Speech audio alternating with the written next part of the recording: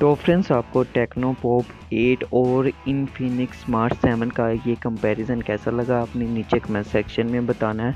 और साथ ही हमारे चैनल एच एन टेक को भी सब्सक्राइब कर लेना। तो फ्रेंड्स मिलते हैं नेक्स्ट वीडियो में। अल्लाह हाफिज़, अपना ख्याल रखिएगा।